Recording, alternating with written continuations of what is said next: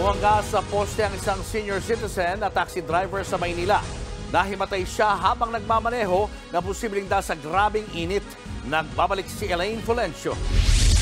Nanghihina, nagsusuka at nagdurugo ang ilong. Ganyan dinatna ng mga rumisponding rescuer ang 64 years old na si Efren, isang taxi driver. Sumampa sa gutter at bumangga sa poste ang taxi ni Efren nang mawalan siya ng malay habang nagmamaneho sa kanto ng San Marcelino Street at UN Avenue kahapon ng tanghali. Sa paunang investigasyon, posibleng dahil sa matinding init kaya hinimatay ang driver. Lalo't sa datos, pumalo sa 41 degrees Celsius ang heat index kahapon o init na nararamdaman sa Maynila. Hinahina yung kanyang pangatawan at nung habang tinitreat siya ay nagkaroon siya ng konting pagbamit ng blood. Sa sobrang init kasi ng panahon. Dinala naman sa Presidential Security Group o PSG Hospital ang driver. Dahil sa nangyari, todo ingat na rin ang iba pang tsoper gaya ni Tatay Vin na namamasada mula alas 5 ng umaga hanggang alas 5 ng hapon. Lagi lang umiinom ng tubig, saka kontrolin yung sarili mo. Pag napagod ka, medyo hinto ka lang konti. Yung sa mga malilim, yun lang ginagawa ko. Dahil sa matinding init, inadjust na rin ang duty ng mga street sweepers sa Manila. Break time nila tuwing alas 10 ng umaga hanggang alas 2 ng hapon kung kailan tirik ang araw. Maging ang mga enforcer, may water break at hindi kailangang magbabad sa init ng araw. Hindi na kailangan gumitna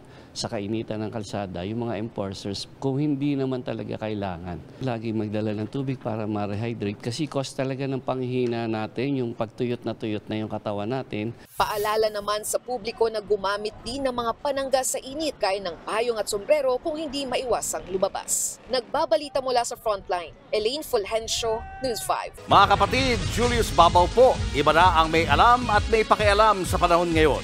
Para sa Frontline ng mga balita, mag-follow at mag-subscribe sa social media pages ng News 5.